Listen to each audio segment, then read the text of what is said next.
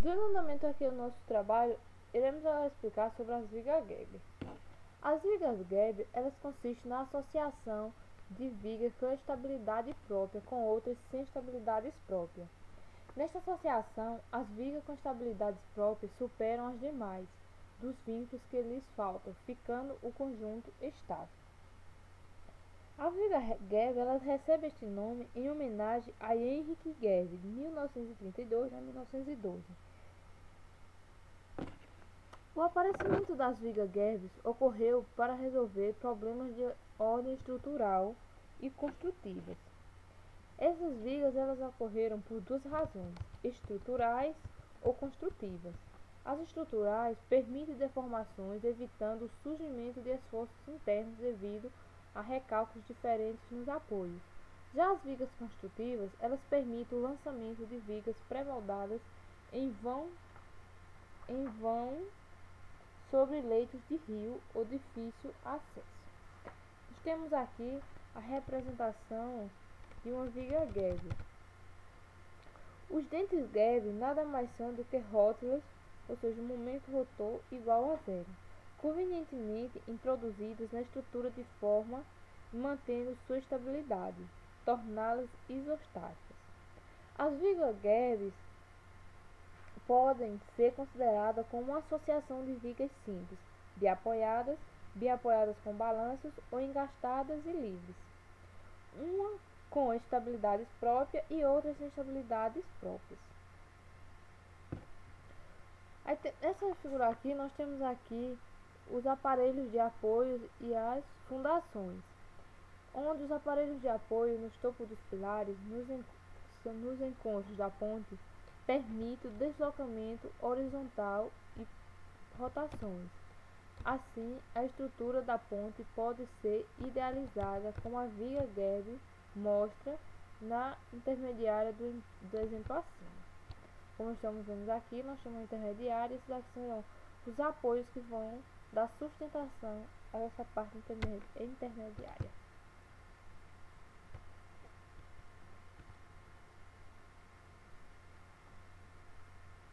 É importante ainda ressaltar que as partes identificadas como SEP, que é sem estabilidade própria, são também estáveis. Entretanto, a estabilidade delas depende da estabilidade das vigas sobre as quais se apoiam. As vigas Gebe elas podem ser associações de vigas isostáticas simples.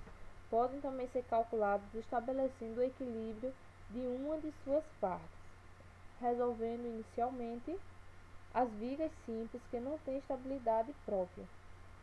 A determinação das forças reativas das vigas permite, pelo princípio da ação e reação, a aplicação destas sobre as vigas simples com estabilidade própria.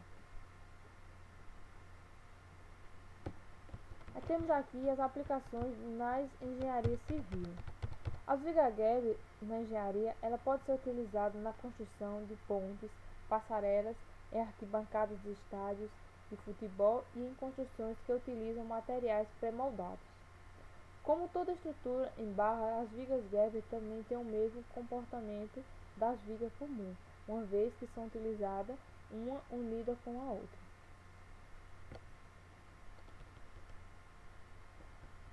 Agora vamos mostrar que as particularidades para os cálculos dos esforços internos solicitantes e o traçado de seus diagramas. As vigas Gebe, por ser associações de vigas isostáticas simples, elas podem ser calculadas estabelecendo o equilíbrio de cada uma de suas partes, resolvendo inicialmente as vigas simples que não têm estabilidades próprias. A determinação das forças reativas das vigas permite, pelo princípio da ação e reação, a aplicação da ação destas sobre as vigas simples com estabilidade. As vigas Gebe podem também ser consideradas como exemplo de estruturas hiperestáticas, que tornam-se isostáticas devido à introdução de liberação de vínculos internos, no caso, rótulos dentro Gebe que liberam as rotações.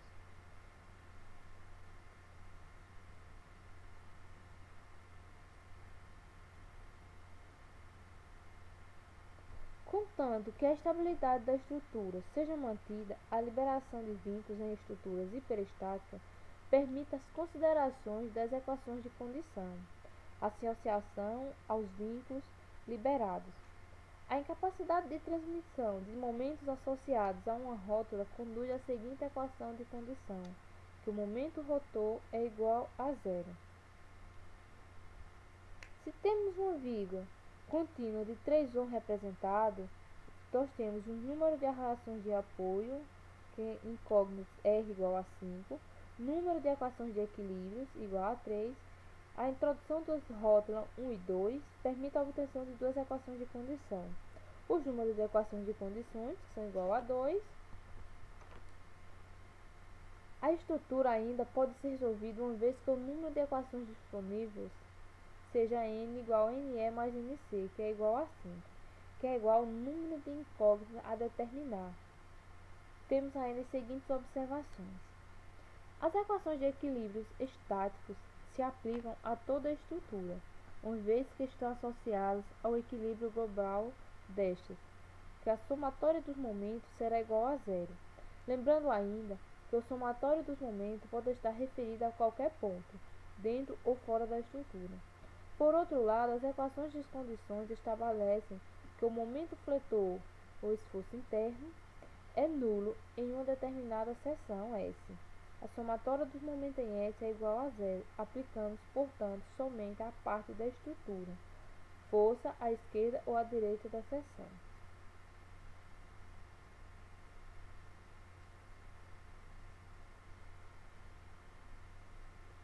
Agora nós vamos aqui mostrar aqui a aplicação para obter as equações de esforço interno solicitantes e traçar os diagramas para o modelo de cálculo estrutural de uma viga Gerd.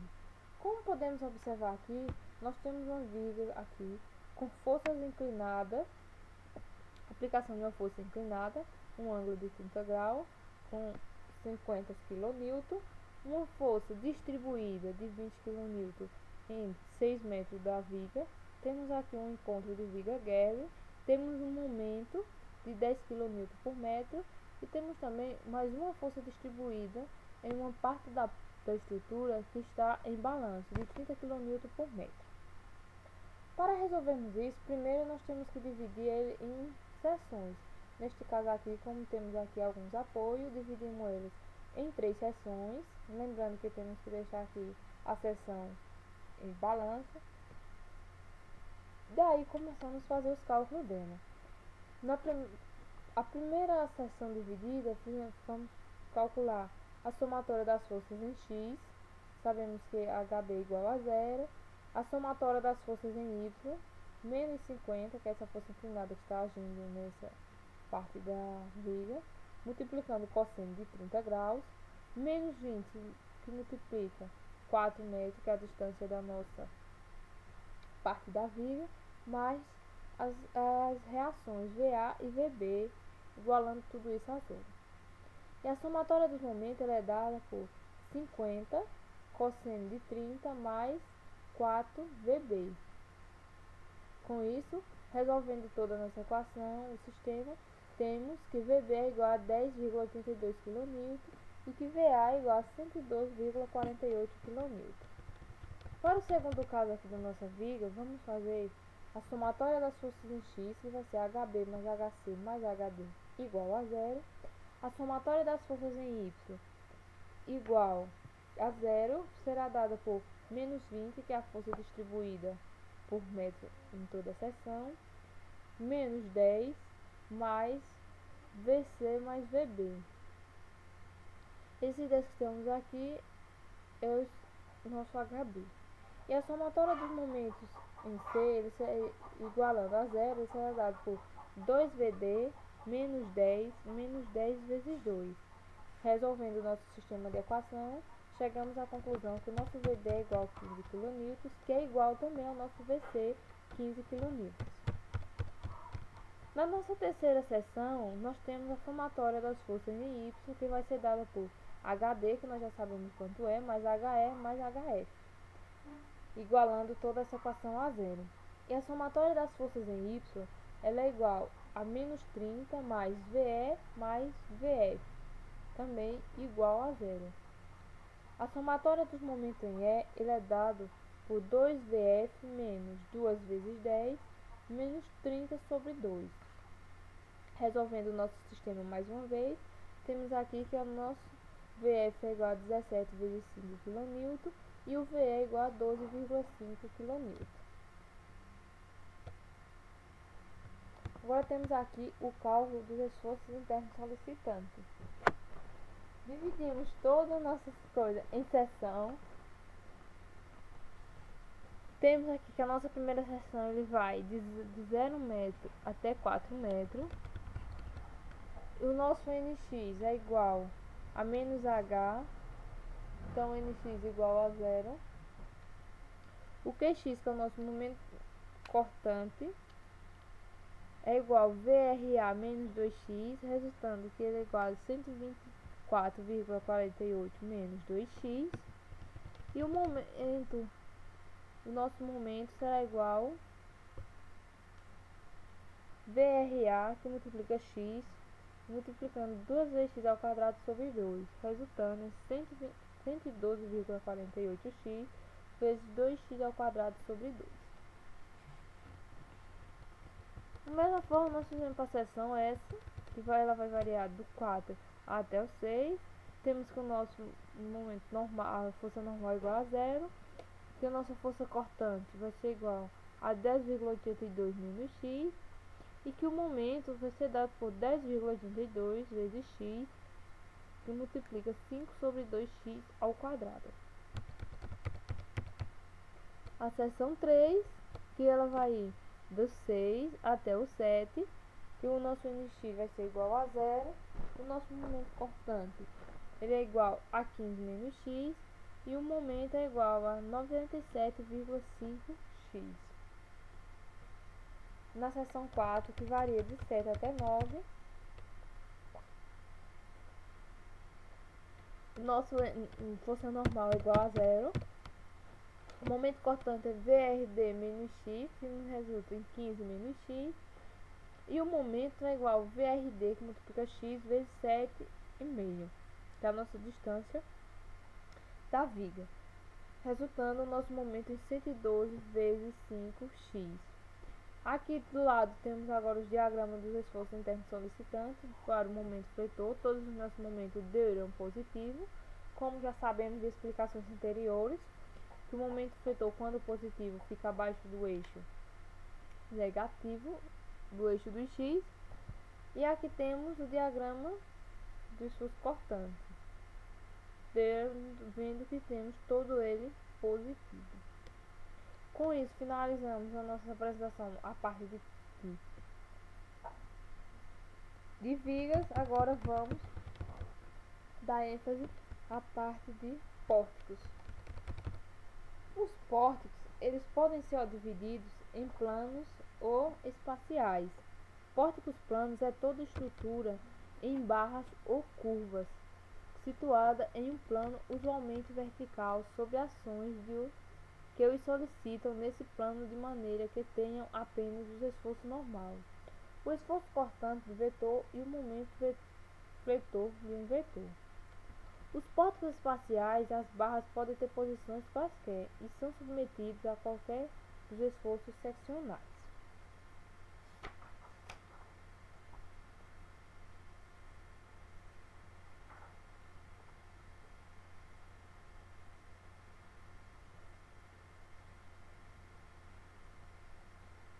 O carregamento atuante pertence também ao plano das estruturas. Os nós que interconectam os elementos dos pórticos podem ser rígidos ou articulados. As linhas tracejadas deles, os eixos, indicam os eixos de barras nas situações deformadas e as linhas X na situação deformada, sendo alfa o ângulo de rotação. Nos nós rígidos, a transmissão de momento entre as barras. Nos nós articulados, não há transmissão de momento entre as barras. Os pórticos eles são classificados em simples e composto. Pórticos ou quadricimples. Os pórticos simples, conforme exemplificado, podem ser biapoiado, engastado e livre, triarticulado, biapoiado com articulação e tirantes ou escora. Já os pórticos compostos são formados pela associação de dois ou mais pórticos simples. Vigas simples também podem se associar a pórticos simples para formar pórticos compostos.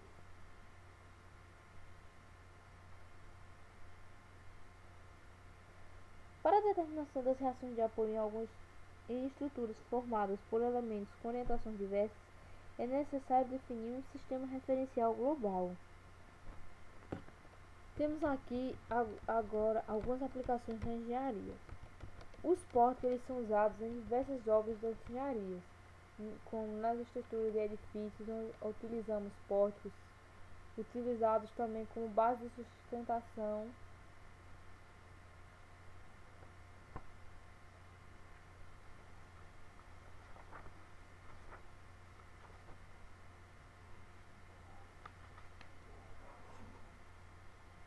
de monumentos e placas de apresentação de cidade e de divisas entre estados. Um pórtico costuma ser a idealização de uma parte plana de uma estrutura tridimensional, como por exemplo quando se considera o comportamento integrado das vigas e pilares de um mesmo plano vertical de um edifício.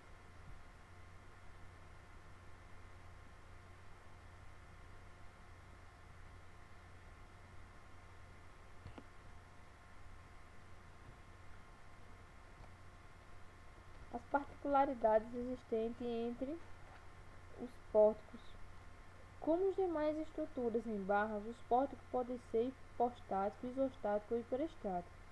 Para identificar o equilíbrio de um pórtico no plano XY, recorre-se às três equações de equilíbrio da estaticidade no plano: somatório das forças em X, das forças em Y e somatório do momento em A, onde A é um ponto qualquer nesse plano.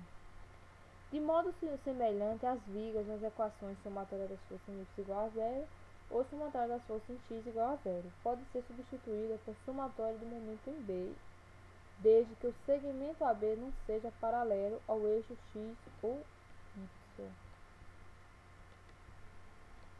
No caso de um pórtico ter uma região fechada, é necessário abrir a região para definir uma parte do pórtico.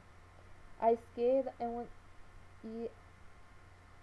à direita, a qual seção transversal das barras, de maneira a permitir o cálculo dos correspondentes esforços seccionais. No caso de um pórtico aberto, é fácil determinar os esforços seccionais e então analisarmos isoladamente com o corpo livre e obter o diagrama de esforços seccionais.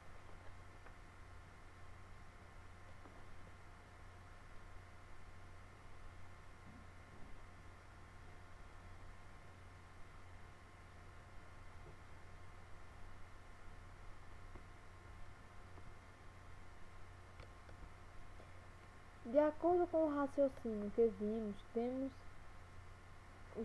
o seguinte procedimento do diagrama do momento fletor. A partir de linhas de referência associadas às barras, ordenados representativos do momento fletor nas seções externas e, caso for, nas seções de transição. Une-se os pontos representativos das referidas ordens de maneira a obter as linhas de fechamento do diagrama de momento fletor. E para cada trecho de uma barra com segmentos de linha de fechamento. Temos aqui a demonstração de alguns diagramas dos esforços internos solicitantes: momento fletor, momento cortante e momento normal. Agora vamos fazer aqui. Finalmente nos resta a determinação de um momento máximo, usando suas marcações de diagrama. Lembrar que os valores máximos e mínimos devem ser devidamente evidenciados nos diagramas. Qualquer elemento ou parte da estrutura pode ser isolado, aplicando-se todas as forças externas e internas que nele atuam. As forças internas aplicadas são as que surgem nas seções de corte necessárias para se isolar o elemento ou parte da estrutura, conforme podemos ver. A esta técnica dá-se o nome de subestruturação. Cada uma das barras isoladas deve estar em equilíbrio, e as funções que expressam os esforços internos são obtidas exatamente como anteriormente estudadas para as vigas. Temos aqui agora uma pequena aplicação do pórtico. Aqui o nosso exemplo de pórtico com força totalmente distribuída. Primeiro fazendo os cálculos das reações de apoio, a somatória das forças em x, em y e dos momentos, os cálculos dos esforços internos solicitantes, de todas as seções divididas, nesse caso aqui temos 3 seções, e por fim o diagrama dos esforços internos solicitantes. Aqui temos o diagrama do momento, o diagrama do momento cortante, e assim finalizamos a parte do nosso trabalho.